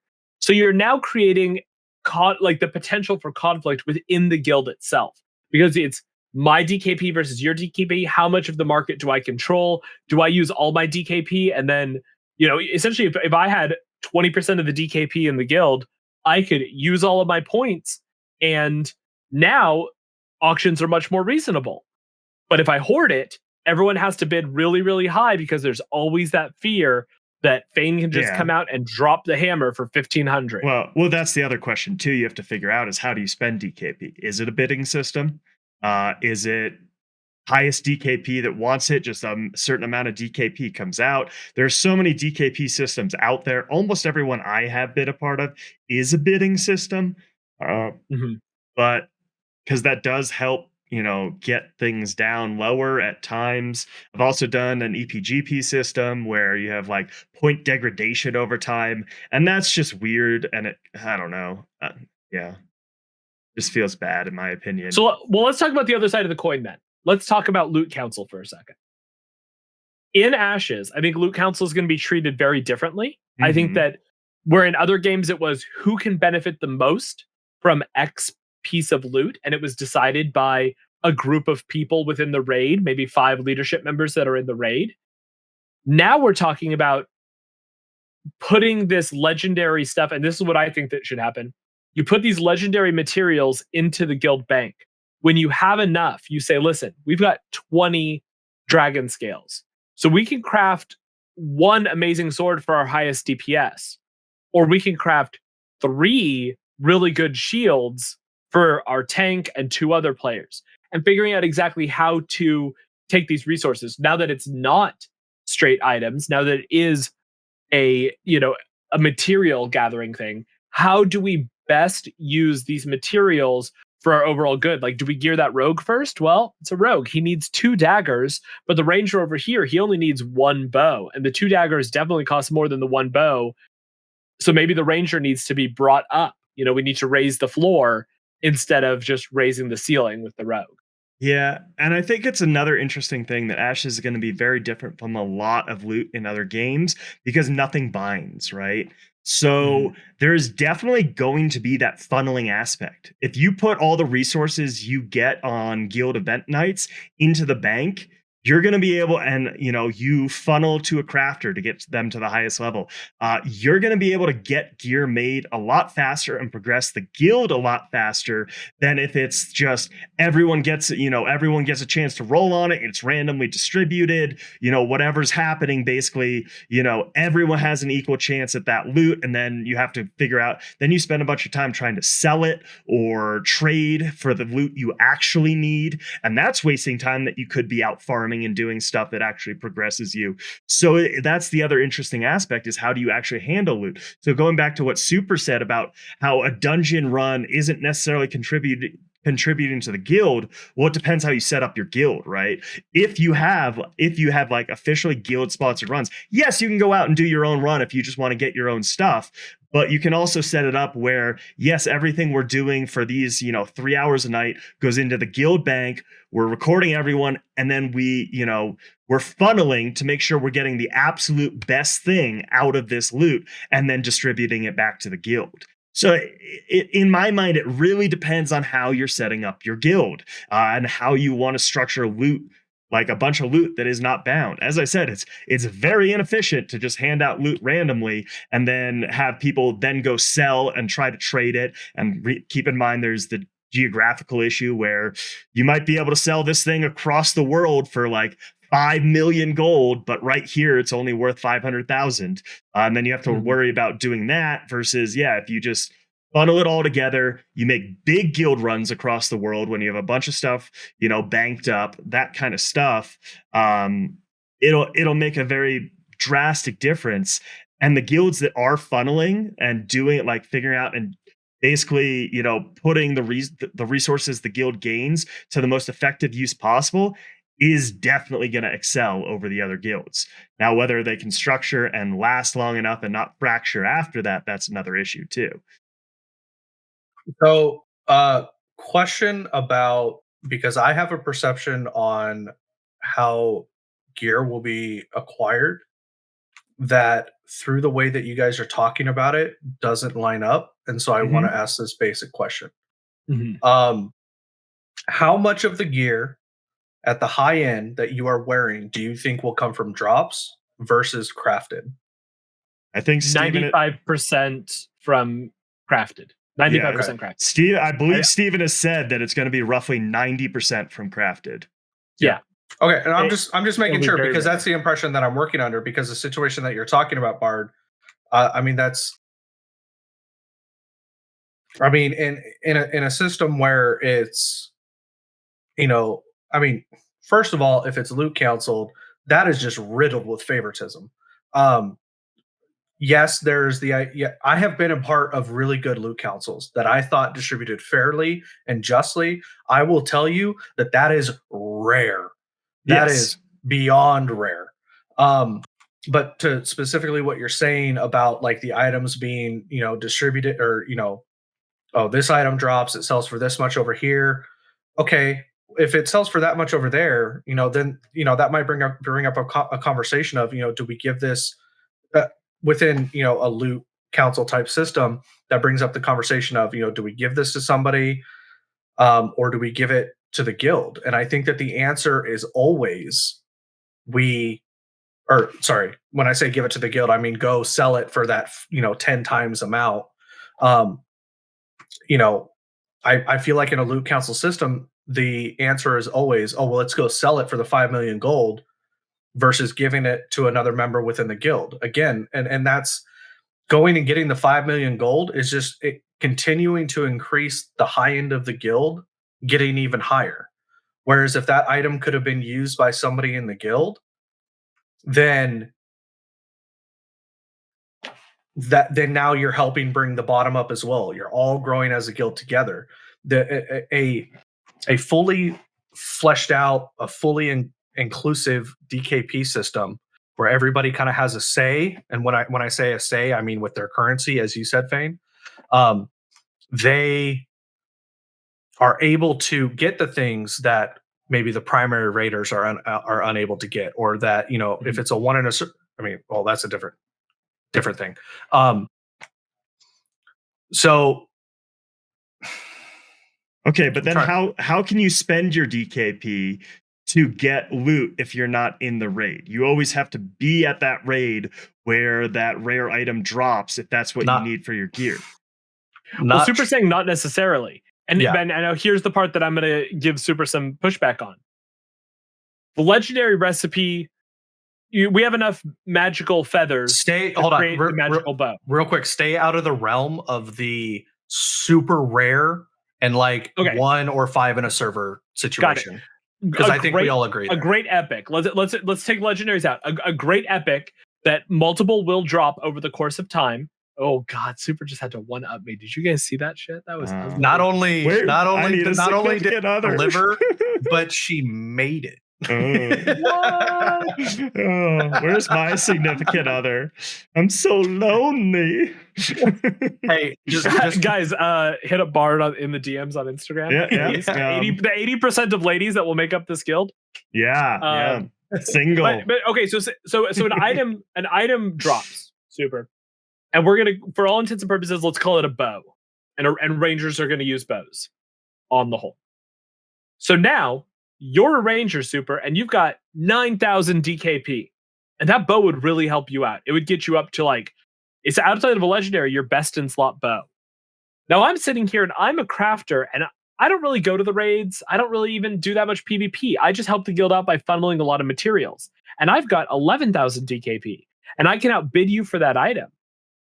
Do you think that that's a good use of the guild's resources, that I can outbid you for that item if it might take, a few months for that item to drop again, or the materials to craft that item to drop again?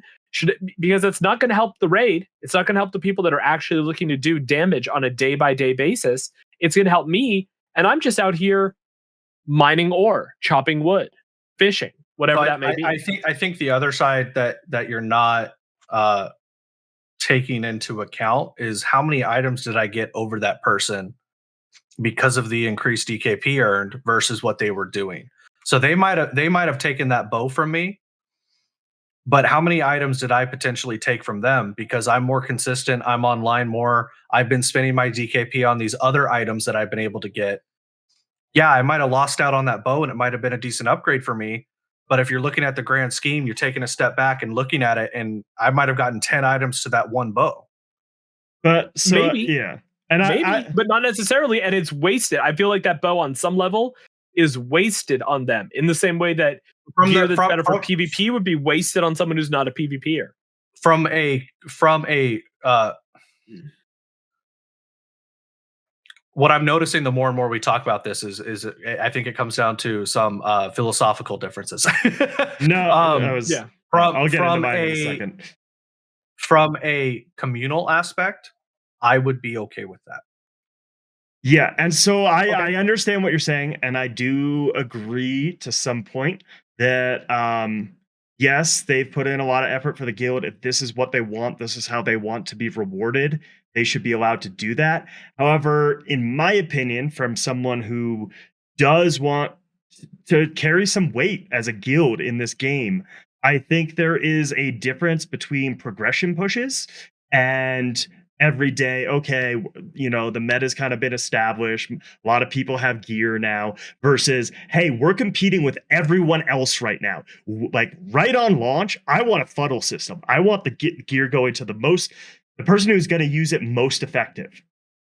Mm-hmm. I don't care. The problem with that I see, and this goes back to a little bit what we talked about with Zillion and on last week's show, is the way that we view PvE content is going to be very different within Ashes of Creation. So I don't necessarily think that the idea, I understand what you're saying, and I think that more applies to like a WoW guild, for example, because that makes sense in that scenario. But we as a guild, we as the collective, two guys in a bard guild, if we're wanting to be good in everything, or at least want to touch everything at a competitive level, the guy in Fane's example, just combining the two, the guy that took the bow from me, maybe he's a really good PvPer. Well, maybe he's really good at naval combat or something. But maybe he does neither. I literally like that. I did not say PvE. I'm not saying progression in PvE. I'm talking about you are competing with other guilds in PvP and PvE. You need to make sure that gear is going to your combat people.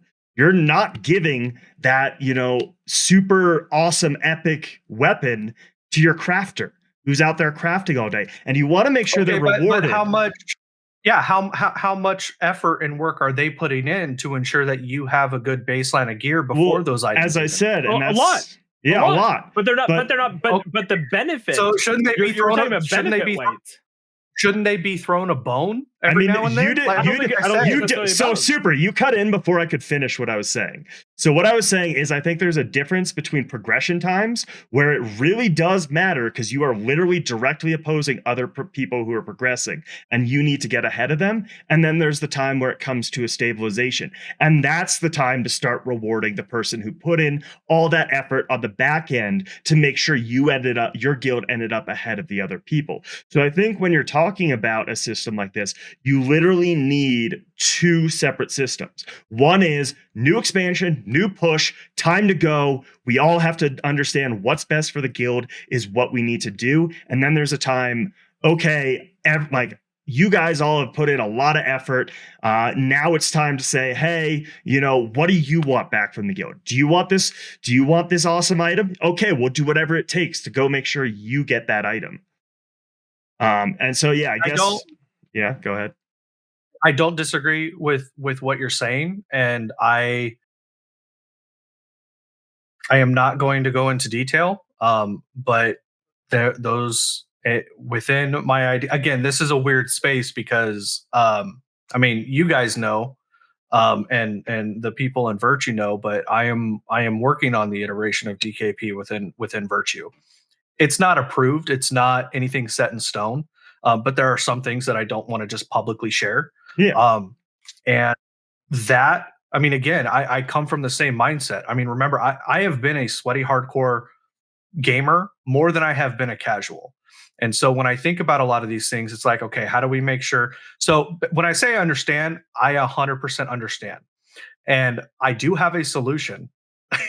And I hate presenting it like this, but it's just I have a solution, and it's not something that at this moment I'm willing to publicly share because it is something that I think is pretty big within a DKP system that I think a lot of people haven't looked at it from this aspect before. But I do think that you can take care of your progression and take care of your guild, because I agree the progression of the guild will raise the top end of the guild. If the guild is able to get more bosses down more quickly, then the bottom end of the guild will be able to benefit from that. So I totally understand what you're saying. And there have been closed door conversations that have addressed that and talked about that ad nauseum. And it has been, all I will say is that, in my opinion, it is doable within a DKP system. Hey, I mean, that's kind of going back to what we said all along, though, is as long as you flesh everything out from the beginning, you're well prepared ahead of time with a good organization structure. And even so, this goes back to loot council, too. There needs to be transparency if you're going to do a loot council. There essentially needs to be some form of it is basically a DKP system. You have a spreadsheet that has, all of that information that everyone has contributed, recorded and down, right? You need to know all of this stuff ahead of time. There needs to be a spreadsheet. There needs to be a recording of what this so this person just got the gear. There is a very clear statement of what gear they've gotten in the past, what they have given to the guild, and basically just a full, spreadsheet of all the contributions and all the things they've received. And that way, when people go and look and be like, well, why the hell did this person get loot over this person? It's like, oh, well, this person is given just as much, but they've only gotten 2 pieces of loot. The other person got 3. Okay, makes sense why this person got it. So I would say even in a loot council, for it to be good and efficient, there needs to be transparency. There needs to be data and things that the loot council is using to go off of. But as long as you set up the systems ahead of time, make them very clear, so everyone going into launch knows what's going on. And this is one of my issues with a DKP system, and maybe you can flesh it out through the betas and the alphas and stuff, is I think there's so much going on in this game that I think a good DKP system could come out, a few months down the line after the full aspect of the game is understood and people can actually figure out what contributions are worth and things like that. My issue is going into launch, I think you could end up with some really screwy stuff. And I do understand how you're trying to go about it, Super. And that's the best way to do it if you are going to do a DKP system. Well, and one of the things that, I mean, Fane, you said it earlier about, DKP as a currency. Okay, well, that basically means you need to create an economy. Like, and that's what you were saying earlier. You know, it's not, if DKP is a currency, there is going to be economy around it as well. And I think that that goes into any economy that is going to be good, in my opinion, is going to be fleshed out, and it's going to have, you know, as many aspects as you possibly can. The high end, the low end, the person earning, you know, a shit ton of DKP and hoarding it, or the person earning very little DKP and hoarding it, or the person earning very little spending all of it, the person earning a lot and spending all of it. Like, there's a lot of different iterations, and I kind of laugh there because those baseline iterations have recently been made. I finally got a good night of sleep last night. And you know, a lot of that stuff, and you know, that's kind of my approach clear the night. So kind of closing out so we can kind of move forward through this just a little bit. I think from a baseline standpoint, and I have said this before in relation to other things, but I think it directly applies to loot in general, whether it's a loot council, a free for all, a for gold, you know, because they're talked about, you know, bringing that intrepid and developing that into the game, a bidding system with gold, or whether it be DKP. And this even goes back to what my, you know, PSA that I put out earlier about find the guild that's right for you. Um, Whenever you join a community or a guild, you are signing on to a certain set of rules. So if you join a guild that does loot council, understand that that is how they distribute loot. If you don't like it, go find somewhere else. If you sign on to a guild that does DKP, if you don't like it, okay, well then go find somewhere else. And so, you know, both of them can be done right, in my opinion. That's the thing. That's actually where I vary with.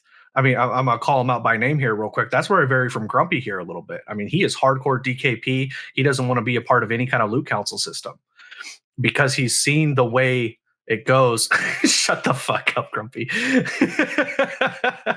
um, he goes the way, you know, he's seen it go wrong. He sees the benefits of DKP. I'm on the side of I have seen both work very well. I have seen, even in the instances where I've seen them work well, I think they could have been done better. And I mean, now basically what I'm doing is, you know, putting my money where my mouth is and actually creating something that's better rather than just saying, oh, it can be better. Um, so regardless of what two guys in a bard guild does, Yeah. I think what it comes down to is if you want to be a part of the community, if you want to be a part of the guild, a part of, and reap the benefit of all of the things that that community and that guild offers you, whether you're a hardcore PvEer or a pleb casual crafter or gatherer, that is a system that you need to buy into. And if you don't buy into it, then go find a system that you buy into. Yeah. And if you don't buy into any system, I hate to break it to you, you might be a solo player. Like there might be a bigger thing going on there. So I mean, just for the purpose of, I think we can all agree upon that, right? That there is a baseline understanding when joining any kind of guild or community, that there's a set of rules that you need to follow, and whether that be related to loot or whether that be related to you know, discipline or how you handle yourself in the guild, whatever. That's just a basic. No, 100%. And something that I'm gonna put a PSA out there to everybody that ever hears this ever. If you're in a guild and they're not having these conversations prior to release, you really need to have a moment of contemplation, because these things will be contentious. These things are tough to decide. And I think now, at least in the Ashes of Creation community, now is the time to have these conversations, not once the game releases, we'll figure out what seems equitable. I think now's the time to have these conversations to get something in place. Like Super said, you want to know exactly what you're getting into and exactly how the system works so that you can use that system to further yourself in the way that seems appropriate. Yeah, and so not to rag on Grumpy more here, but I fundamentally disagree with going into anything saying this is the only way I am gonna accept this. A lot of it to me has to do with getting to know the people, getting to know the leadership, how they are, how they lead as people, how they do all this stuff, and getting to know them. Because as like, so me saying I think 1,000 person guild is right, I am like, you know, right now I'm behind Axiom because of the leadership. And not to toot Truth and Angel's horn too much, but they do a really good job of leading. They lead discussions really well. And whether they're a 300 person guild or a 1,000 person guild, I'm still interested, right? I don't think I am not to the point where I'm like a 300 person guild will never work. It's like, no, I have my opinions and I am going to voice them and I am going to try to push for the things I want. But I do think it is important to go into things with an open mind and go into them with identifying the people in the guild and how they interact with other people rather than a system the guild is doing, or a philosophy in the guild. To me, it's more about the people. And obviously, there are some philosophies that are just like, nope, can't handle that. Like, we won't get into some of those, but there are some that are just like, it's a sliding scale too. I mean, yes, in Grumpy's defense here, maybe that's the hill he's willing to die on, right? Yeah. And so for That's you, fair. it would be whatever the things that you Well, have in your head that you would never want to be a part of a guild or community that does that. I was Maybe- going towards like white supremacy and that kind of stuff, like very drastic. Like, okay, no, that's a little extreme. Yes, that's what I meant there. Yeah, but that's very, very extreme. But yes, I yeah, okay. Like, no, so that's why I like trailed off. Like I didn't want to say it, but then I was like, okay, I got to make clear where I was going with that. But I mean, let's say you reach a point, Bard, where you're like, hey, if I'm not, I refuse to be in a 300 player guild. What I want out of the game can't be accomplished with a 300 player guild. Maybe that's that is similar enough of a hill that Grumpy has with a DKP versus Loot Council type of a thing. So that's what I just mean by it's a sliding scale. Yeah. Like just because you have your goals within it doesn't mean I guess value hits. The thing for me is a lot of the stuff we've discussed tonight, we don't know how they're going to work in Ashes. So it very much might be that if Axiom is a 300 person guild and it does become where I was talking about earlier, where we're pigeonholed into something and not able to do content, well, especially me as a content creator, I am just going to be forced to leave the guild, right? Like I need to go find a guild where I can do the content. But a lot of it is, as I said, faith in the leadership leading up to it. And also being flexible, I think, is super important right now. Having discussions and planning for both sides of things, right? Plan a DKP system and plan a loot council system. Make sure you have both systems ready to go. You have all the time in the world right now. You might as well, because yes, Super, it sounds like you're presenting the DKP system from a really awesome perspective, and maybe it'll work out fantastic. It also might fail drastically, and you need to be able to switch it up real quick.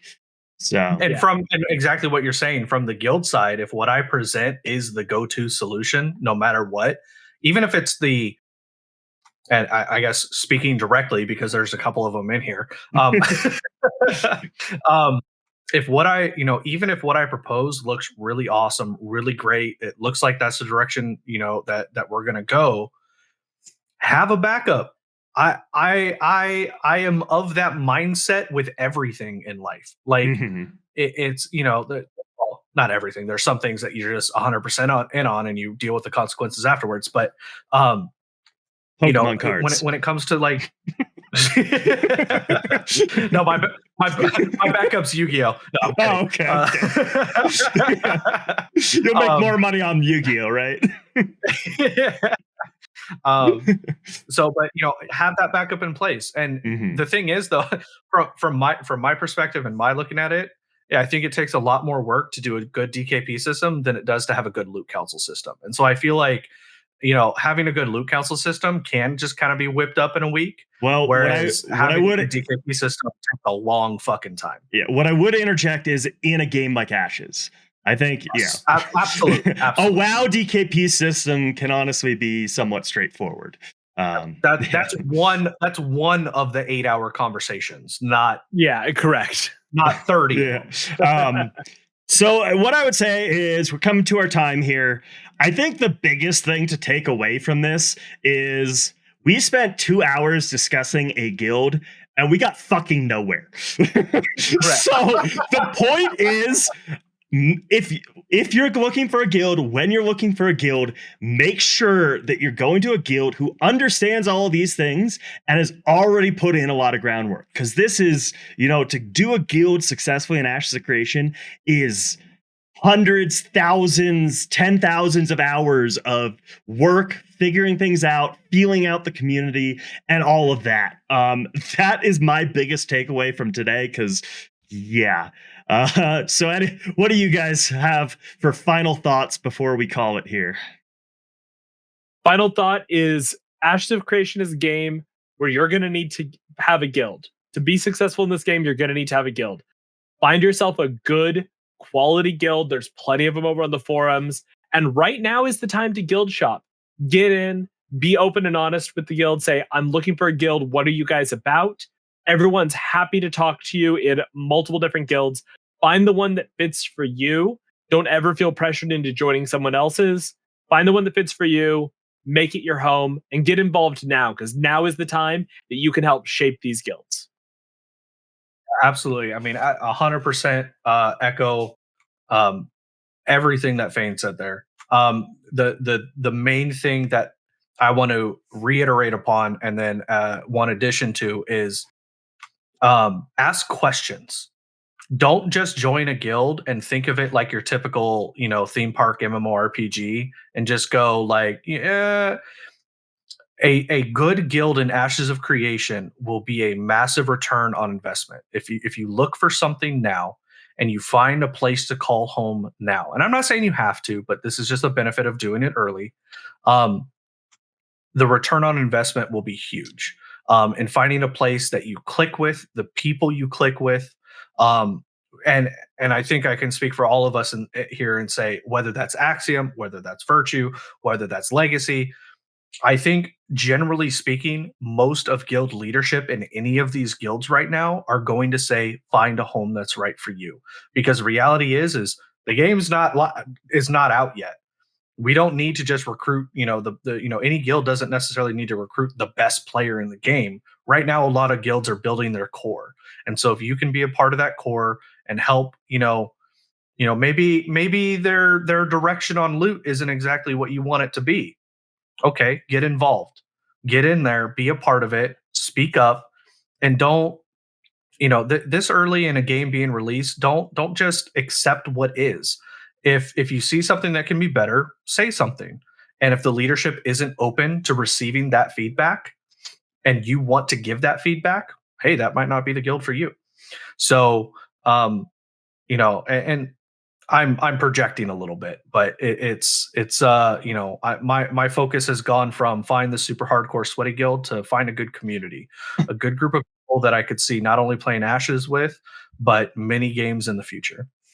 And I think that's what a lot of the guilds are out there right now. Yeah, and I'll just echo it again. You're trying to find the right guild for you, right? So I think now is the time to guild shop, because you don't want to get to 2 weeks, a month into launch of Ashes and realize, oh, this guild isn't for me. Then you're going to be stranded, shit out of luck, unable to progress and get your content done. So definitely shop now, try out a couple, see who you mesh with, join that guild, get in there, and try it for a month or two. See if you really mesh with them. See if that is your home, or if you should start looking elsewhere.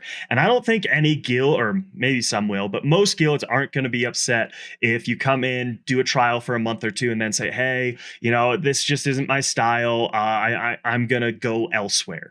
Right now, that's not a big deal. Once you become a major part of the guild and they're relying on you for something in game, and then you do that, there's going to be some hard feelings. But anyway, so yeah, we're at our time here.